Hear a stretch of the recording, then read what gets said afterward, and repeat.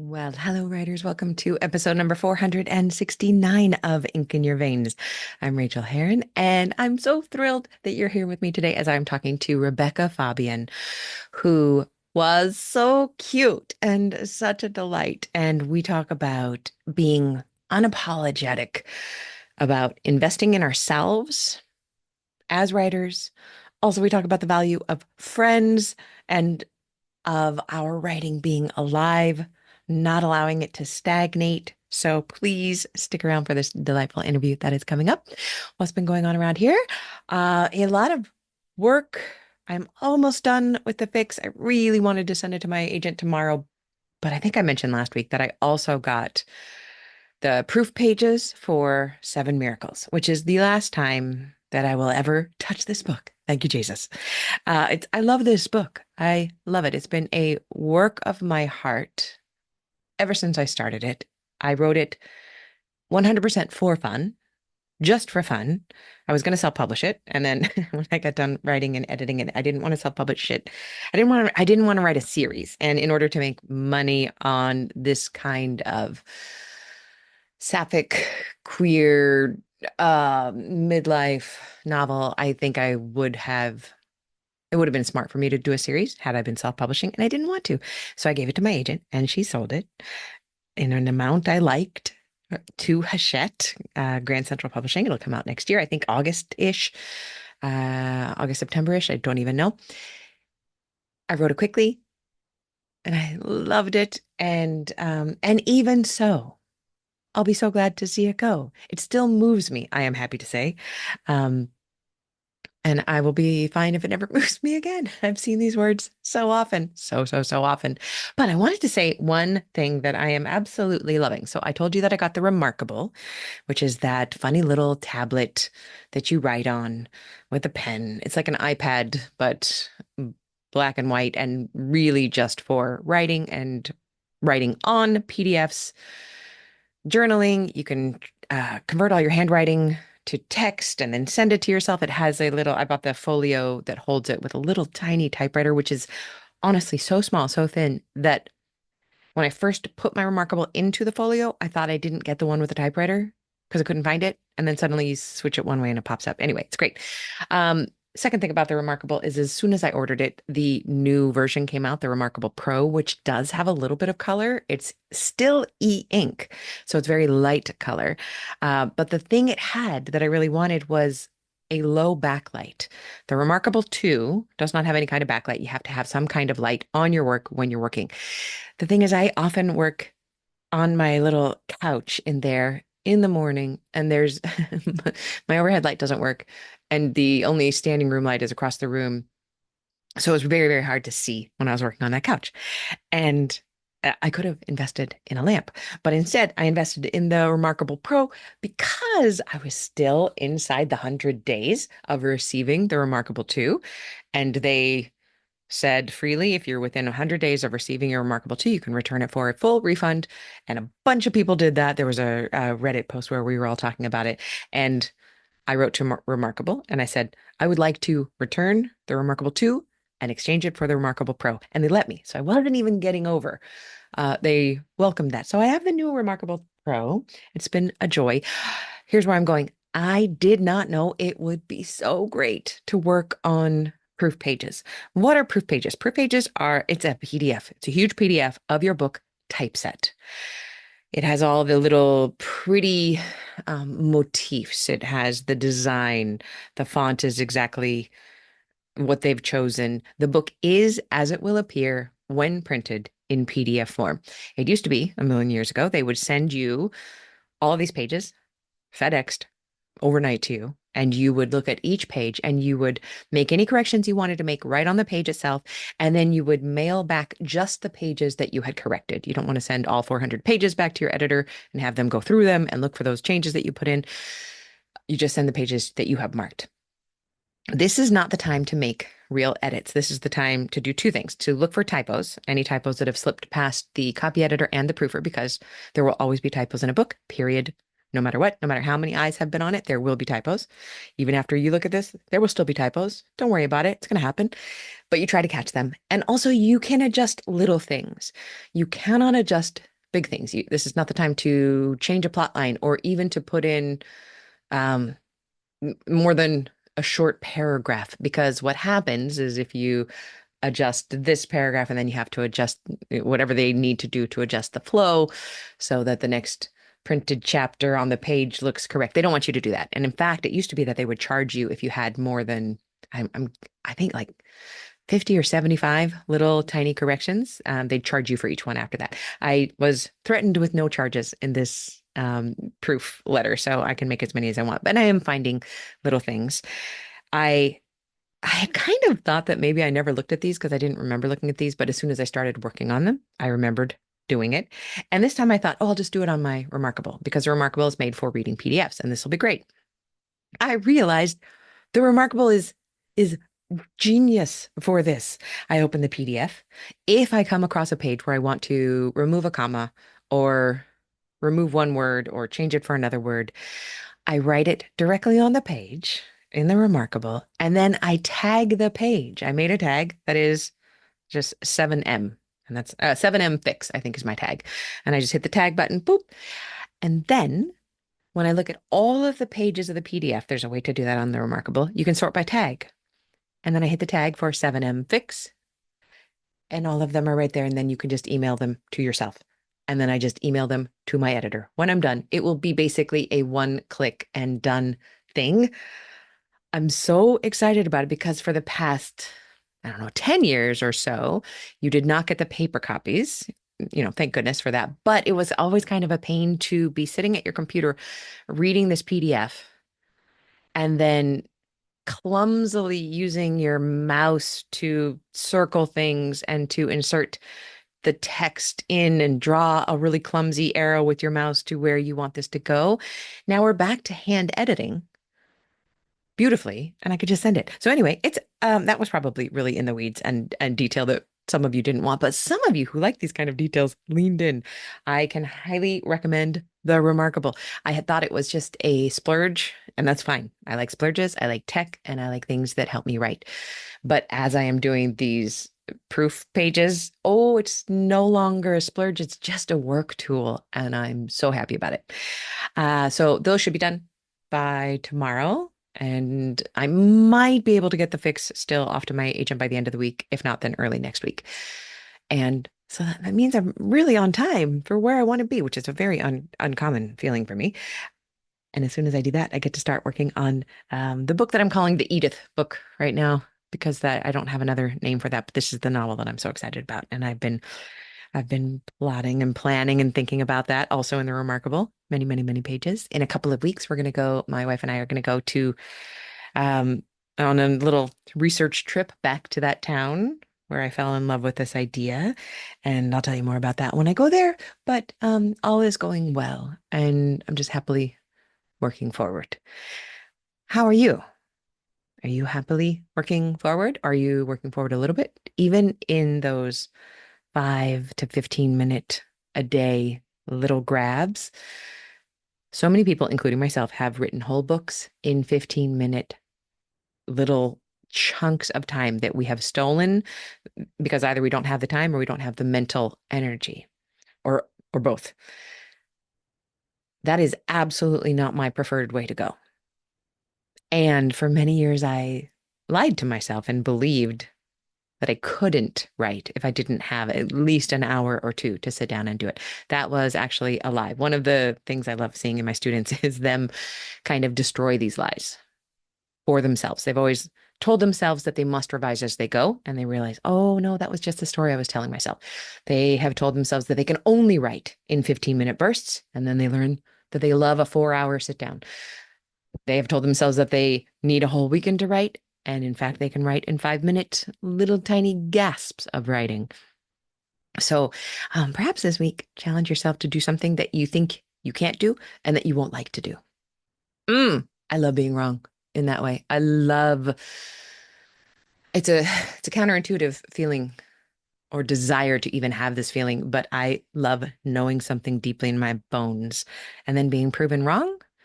One of my favorite things is when it doesn't happen often, but every once in a while I'll meet somebody and go, ugh, no, no, they're not going to be my friend.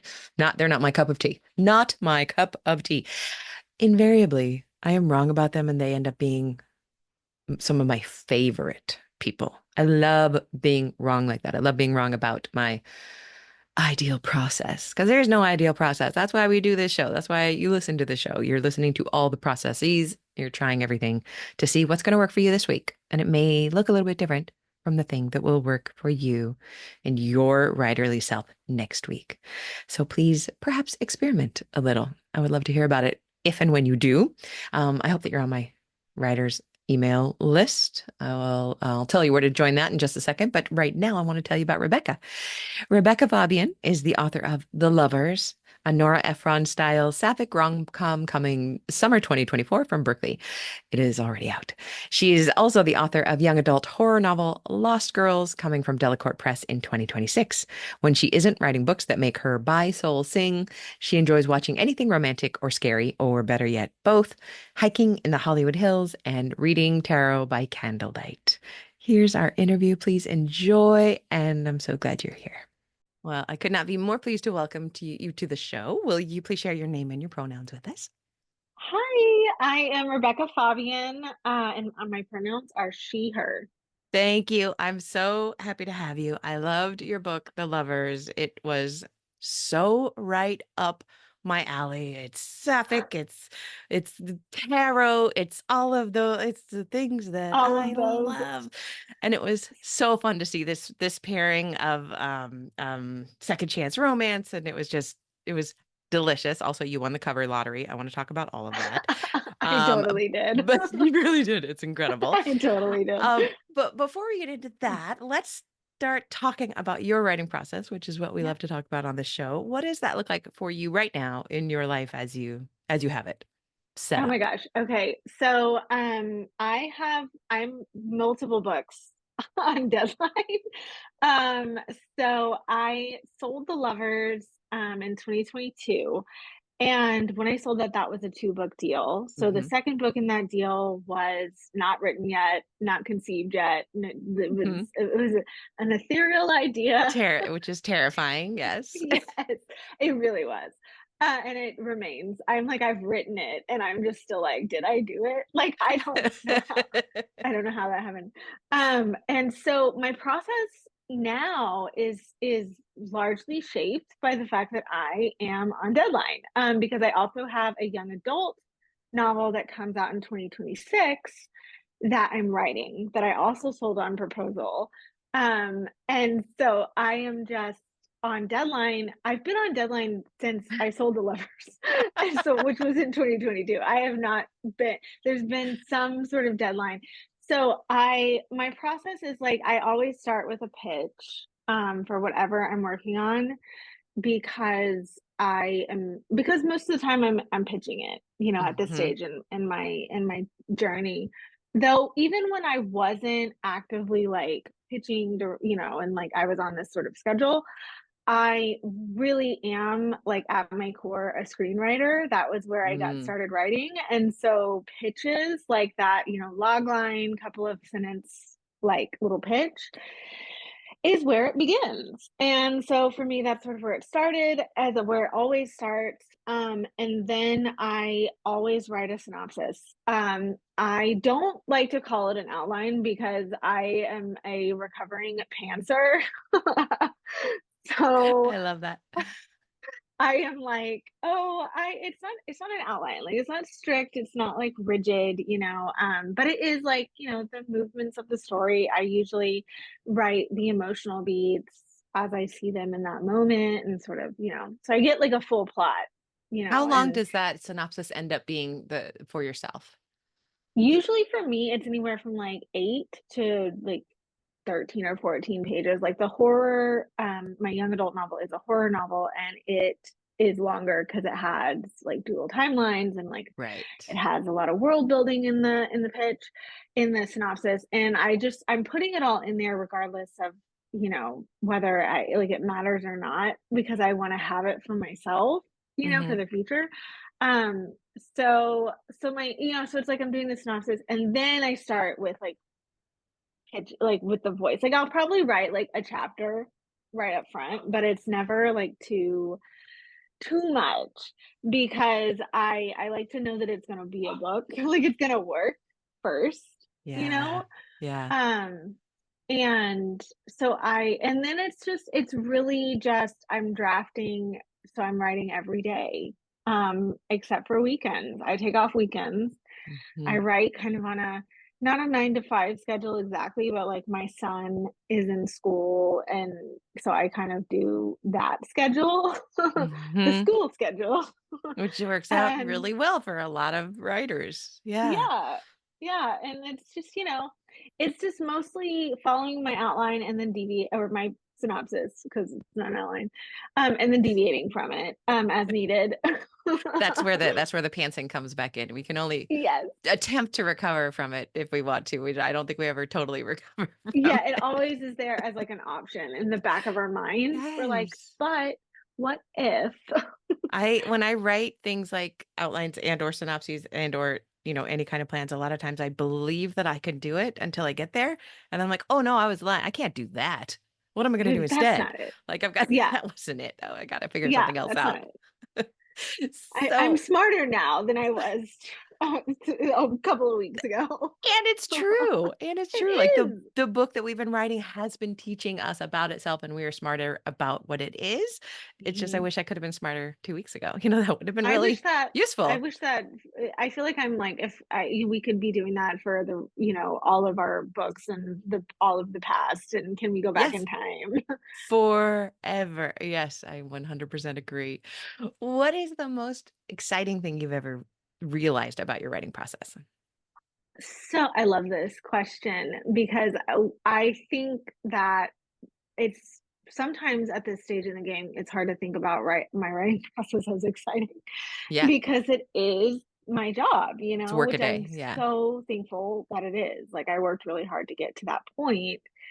But I think the thing that I found the most exciting is how much my process changed and that it continues to change. Like Mm, there's nothing stagnant about creating like a piece of art, like, and you as the artist, like that is alive. Like, mm, and so I love and I am a Gemini rising with a Sagittarius stellium. So I love change. I love adventure. I'm, if anything, extremely mutable in my mm, nature. Though my sun is in Scorpio, so I do like fight that, at every turn. But I think that realizing that I never have to do anything the same way, like twice. Like, yes, I usually start with the pitch and the synopsis and then I'm drafting, but even in the book I'm working on right now, like I am writing the entire past timeline all at once. That was not what I thought I was going to do. I had to decide to do that and kind of realize that, oh my God, this is different than the mhm, past two books I've written have been very much a linear storyline, and this is not like that. And I have to adapt to the nature of the work that I'm creating. And I'm excited that I can, because that's how you grow. And so mhm. I find that, and just because it also keeps me really entertained. Yeah, I could tell I like don't get bored. your face lights up when you talk about it too. And I think what you are saying that you do really well that I'm seeing is that there is that place when we move toward change in a way that we've done something in a Hmm. way we've never done it before, that many people, and myself, I would include myself in this, in the past and probably the future, get scared. And we're like, oh Hmm. no, I can't. I've never done that before. Do you ever feel that? Do you just walk past it? Do you ignore it? How do you deal with that?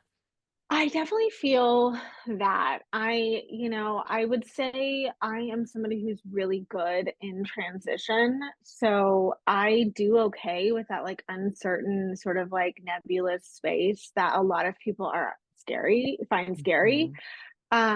So I kind of am drawn to those in between places.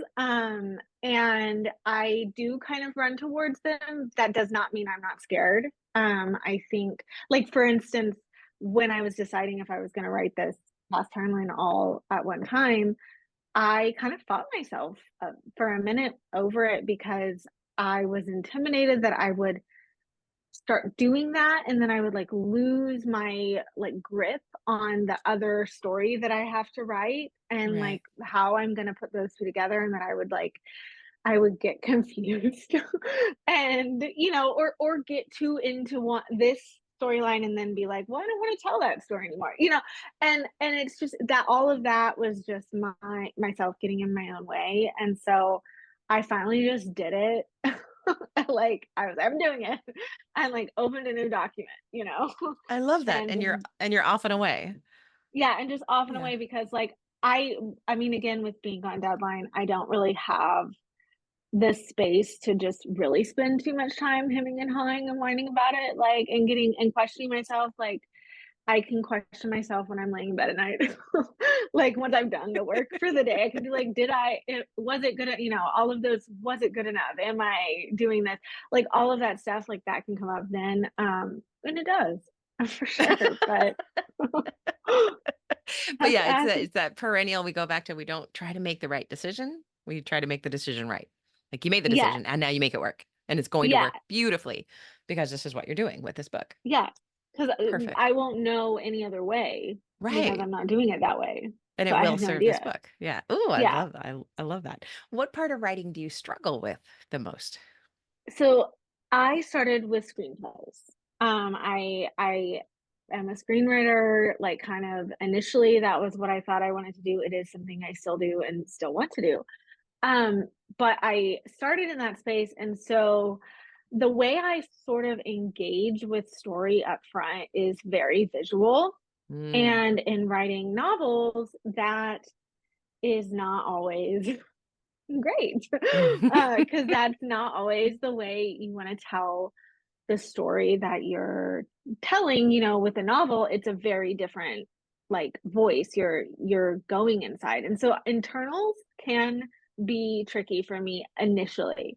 And even once I've gotten over sort of that part of like feeling like I can't don't know how the character feels about anything, and just really focusing on like the action and the physicality of it, I still will be like, okay, am I doing enough? Am I doing too little? I definitely like think a lot about my internals, and that's the one area that where my intuition, I have to really push it to the surface because I don't have like perfect idea, like instinct about it, like Mhm. I do with certain other parts of writing. Like the internals is something that I'm like, I'm always like, am I balancing this? Is this Mhm. too much? Is this too little? And that's easy to question too, just because it's not my natural like way to get into a story. Yeah, but I really like how you understand why it isn't your natural way because I feel like a lot of writers, especially early writers, earlier in their careers, don't know how to do that or don't even know that they should do that. You know that you should do it and you know how you do it. So then you know how to supplement that. Is that something that you then, so for writers who might be newer to this, what we're really talking about is the internalism of the character being really deeply rooted inside their point of Mhm. view, which is something you can't do in a screenplay because you are directing Yeah, bodies around the stage. You don't need yeah. to. But in a book, we have to live inside that brain. So, and feel those feelings and feel the internal physical feelings and the emotional feelings. So is there anything that is this a pass that you do later? Is this something you inject later or? I mean, I definitely look at it when I'm revising again. Mhm. Yeah. And I feel like my notes that I get from my editor is always a little bit pushing that. Like, we How does need she more, like, feel? Yeah. yeah, like more like contemplation about this. Like, how, Right. like, and also like I am very pacey, very fast moving. My brain is very fast moving. My personality is just, that's how I am. So that lends itself to this being kind of an issue too, because I'm just moving through it and I'm like, well, I don't want people to get bored. Right. And I had the so thought. They had the thought. We can move on. Yeah. yeah, we're good. It's over. And so I do feel like a lot of the notes that I tend to get in like that developmental draft are about that. And I'm like, yes, I know. I know. I'll put a little But more. but Okay. again, it's that balance. Yeah. So it is like I feel like I've done enough and it's like I think we need more. Yeah. And She's whereas, like, I think my editor's like, I think we need more.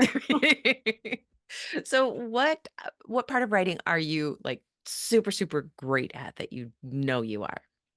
I think that I mean, I feel like dialogue is one of my very strong Mm, suits. I definitely hear the characters' voices in dialogue a lot, more than again than I hear it in that sort of internal.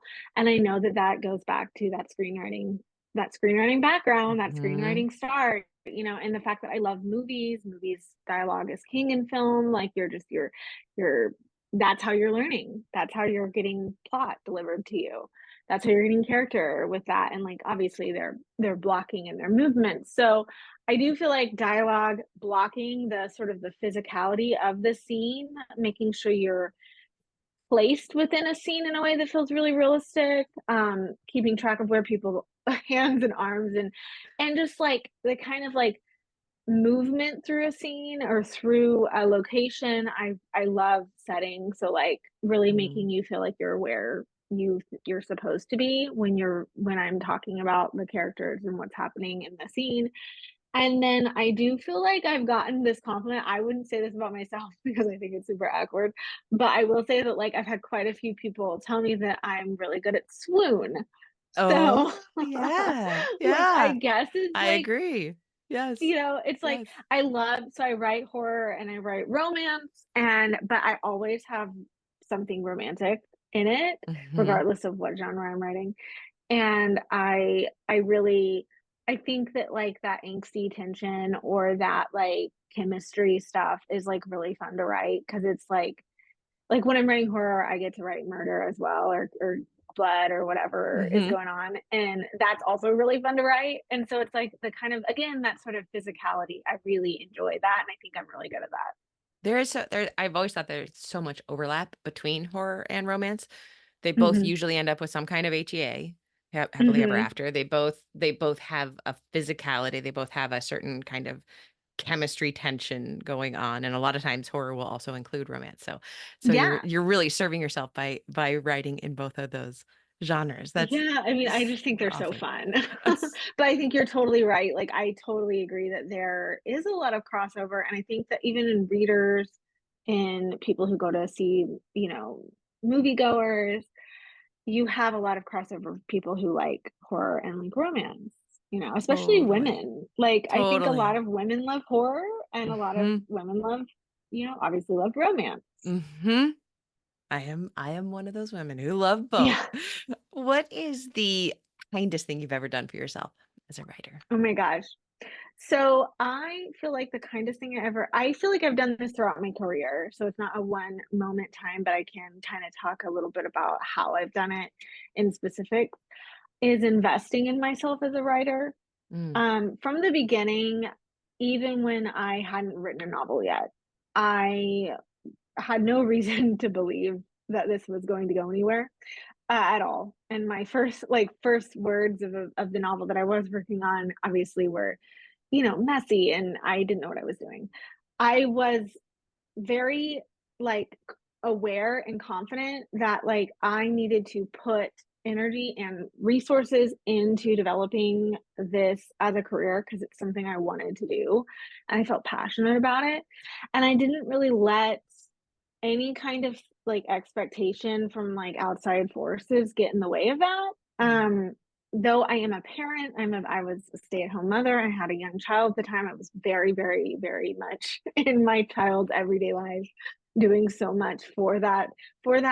But I really just was like, but when it was time for me to write, or when I needed to take a class or a workshop or go on a writing retreat, I allowed myself to do that and Mm. didn't apologize for it.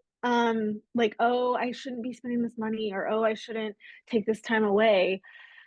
if it was not something that if it was something I could do, Hmm. I was going to do it because I knew that it was going to help me in this journey. And I believed in myself. I wanted to make this happen and I didn't Hmm. want to let anything get in the way of that. And so I think investing in different ways in myself over the course of the last, like, it's been like, I would say the first novel I was writing was like 13 or 14 years ago. Hmm.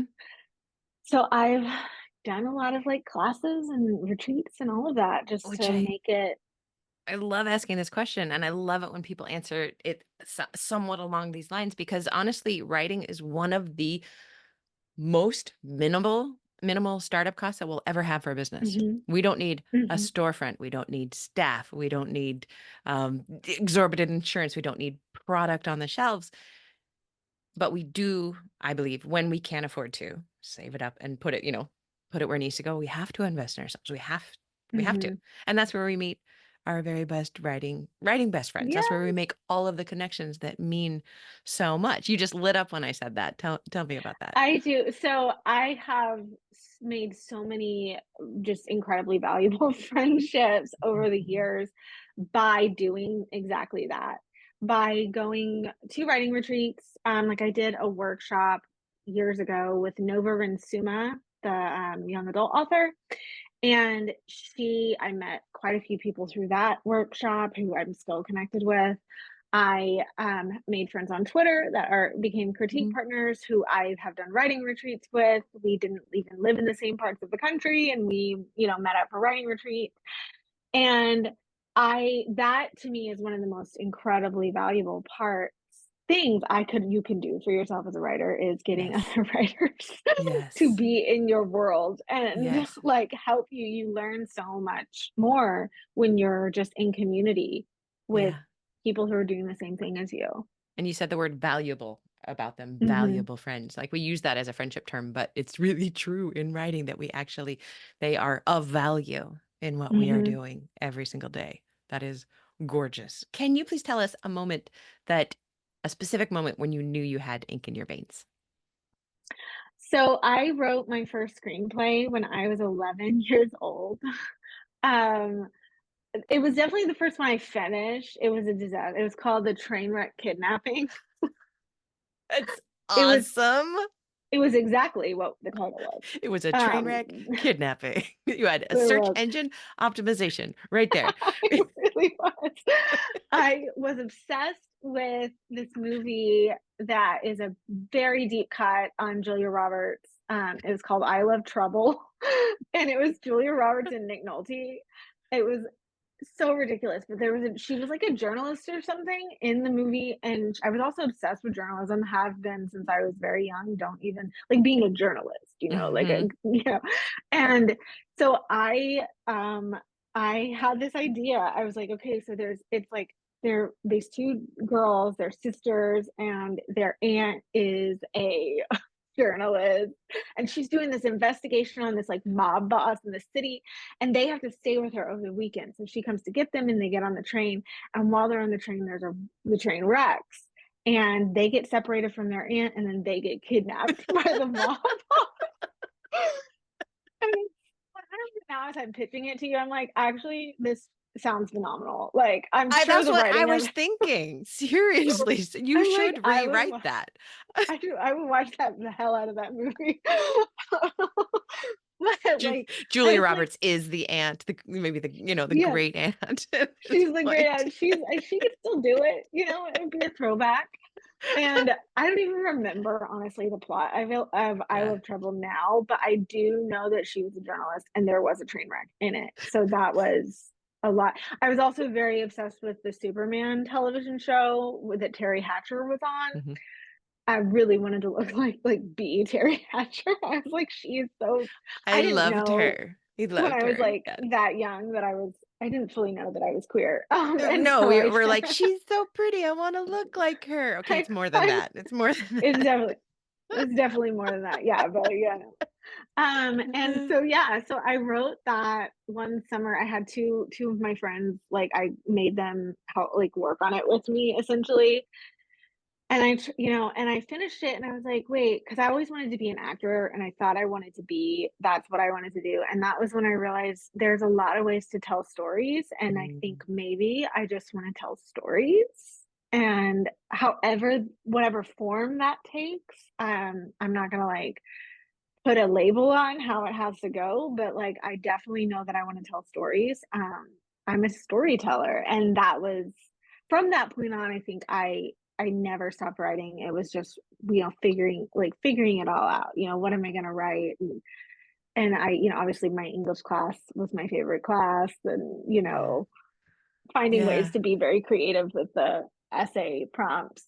Yes, yes. I just I just wrote a recommendation for someone to full professorship.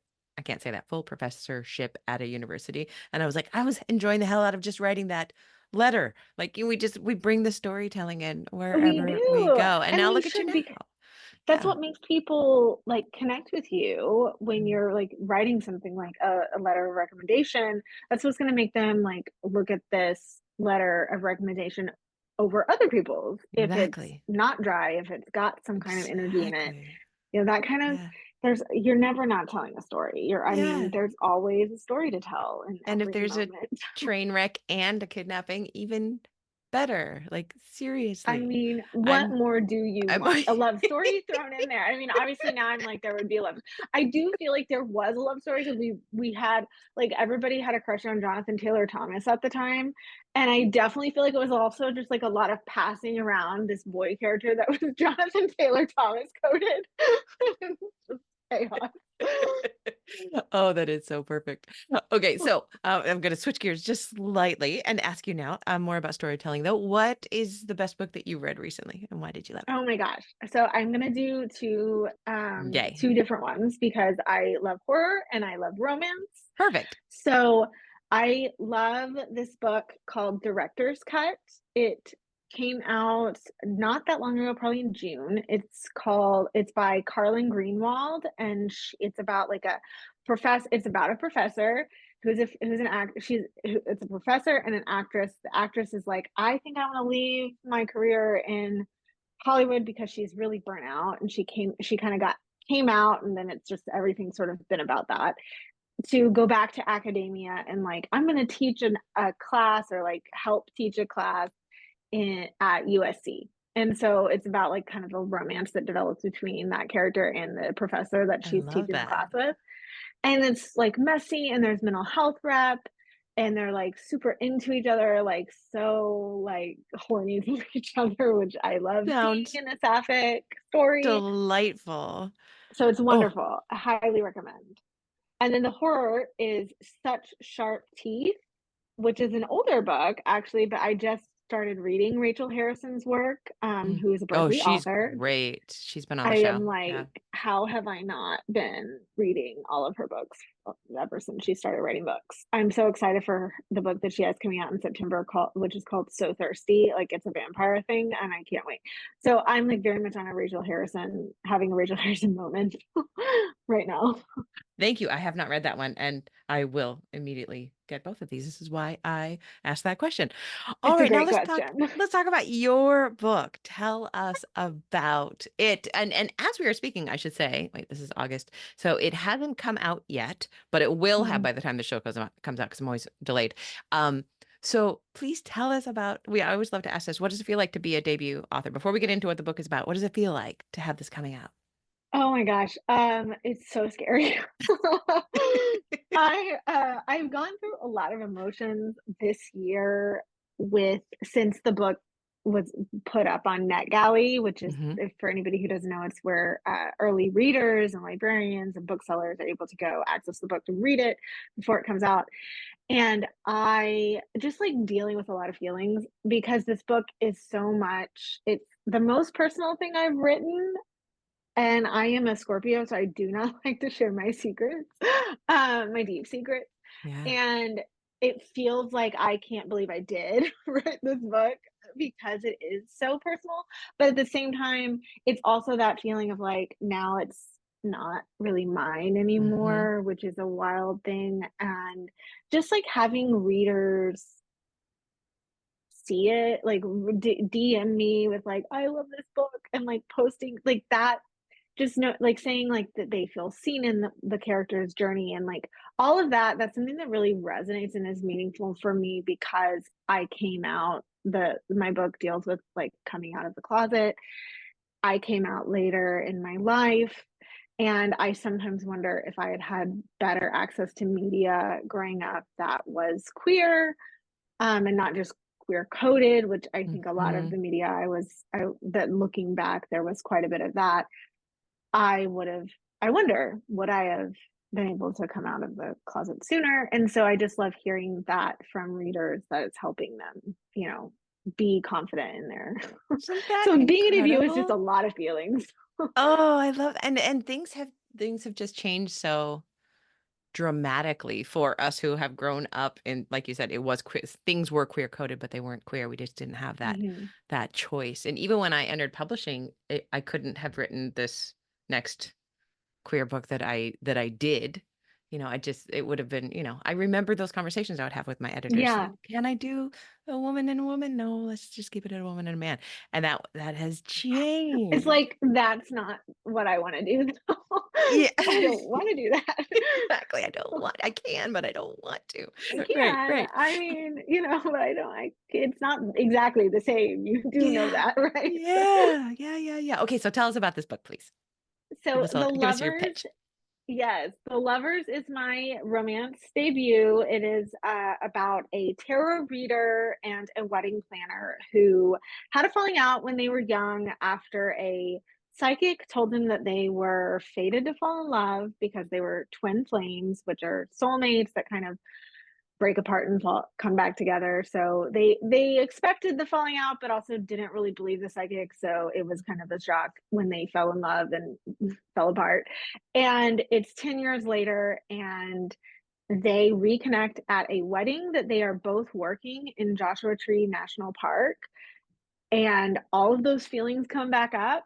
And meanwhile, one of them still hasn't come out of the closet, and she's grappling with that as these old feelings that are now new again come up with this person, and they figure out if they're gonna be able to make it work.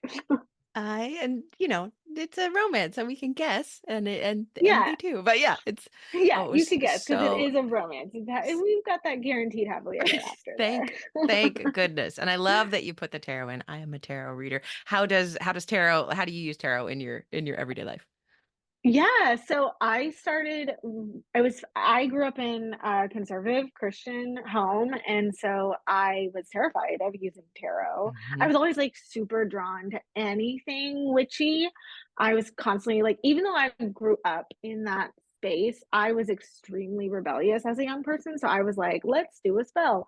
But I was sure that like at some point it was gonna come back on me, and I was gonna like end up in hell. Like I was like, I'm gonna die and Yeah. go to hell. And I was kind of like, is that okay though with me? Maybe it is. And so like I went through like many years of like that journey to deconstructing my Christianity, and really leaving that behind. And in that process, I decided one of the things that I really wanted to do was kind of test my own boundaries with the things that I used to be terrified of because of Hmm. Christianity. And one of those things was tarot.